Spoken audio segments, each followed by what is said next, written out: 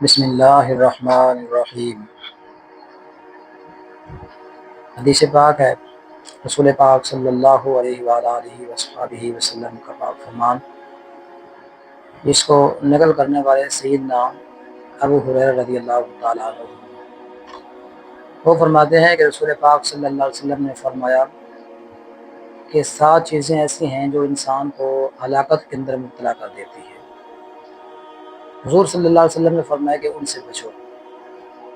صحابہ کرام رضوان اللہ مجمعین نے آقا کریم صلی اللہ علیہ وسلم کی بارگاہ اقدس میں عرض کی کہ یا رسول اللہ صلی اللہ علیہ وسلم، وہ کون سی چیزیں ہیں جو انسان کو ہلاکت کے اندر مبتلا کر دیتی ہیں؟ اب ہم نے یہ سمجھنا ہے کہ ہلاکت کس کو کہتے ہیں، ہلاکت کس چیز کا نام ہے۔ عرف کے اندر عام دنیا داروں کی نظر میں ہلاکت کا تعلق یہ ہے کہ انسان کے روح کا تعلق اگر جسم کے ساتھ رہے تو پھر وہ انسان زندہ ہے، اور اگر انسان کے روح کا تعلق جسم سے کٹ جائے تو پھر وہ مردہ ہو جاتا ہے، کہتے ہیں کہ ہلاک ہو گیا۔ لیکن دین کی نظر میں ہلاکت یہ نہیں ہے۔ دین کی نظر میں ہلاکت اس چیز کو کہتے ہیں کہ انسان اللہ رب العزت کے پاک ذکر سے غافل ہو جائے، جس کے دل کو عشق مصطفیٰ نصیب نہ ہو، جس کے دل کو محبت مصطفیٰ نصیب نہ ہو، جس کی روح کو رسول پاک صلی اللہ علیہ وسلم کی ذات اقدس کے ساتھ تعلق نہ ہو، وہ انسان ہلاکت کے اندر ہی مبتلا ہے۔ جس کے متعلق اقبال نے بھی اپنے اشعار میں یوں اشارہ فرمایا ہے، بمصطفیٰ براساں خیش را کے دی ہماؤس، گر بہو نہ رسیدی تمام الحدیث۔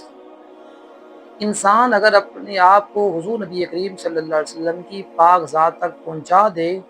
تو پھر انسان جو ہے وہ ہلاکت سے نکل جاتا ہے، اور اگر روح کے اعتبار سے، دل کے اعتبار سے اپنے آپ کو حضور کی پاک ذات تک نہ پہنچائے تو پھر ایسے ہی ہے کہ جس طرح وہ مردہ ہے، چلتا پھرتا مردہ ہوتا ہے۔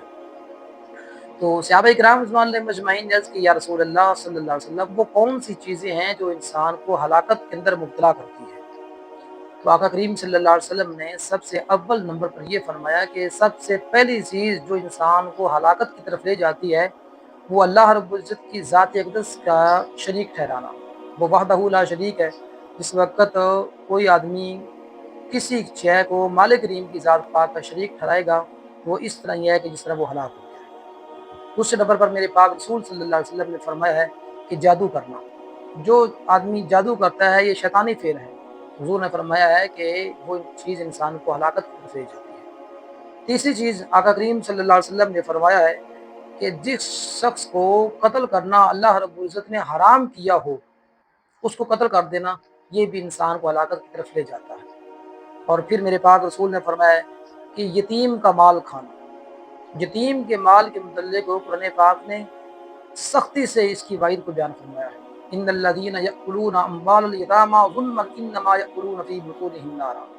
کہ وہ لوگ جو یتیموں کے اموال کو کھاتے ہیں وہ اس طرح ہی ہے کہ جس طرح وہ اپنی پیٹوں کے اندر آگ کو بھر رہے ہیں۔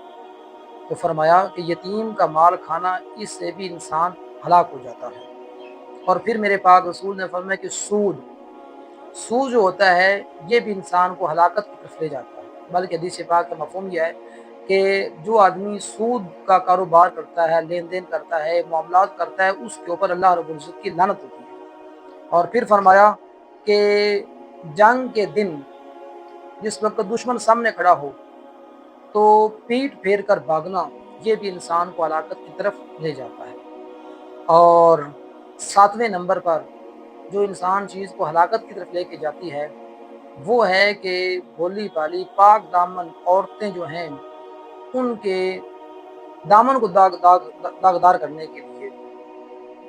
ان کو بدنام کرنے کے لیے ان کے اوپر تہمت لگانا، یہ 7 چیزیں ہیں کہ جس وقت انسان کے اندر آتی ہیں تو انسان کو ہلاکت کی طرف لے جاتی ہے۔ اللہ رب العزت ان 7 بیماریوں سے ہر مسلمان کو، ہر مومن کو میرا مالک کریم محفوظ رکھے، آمین۔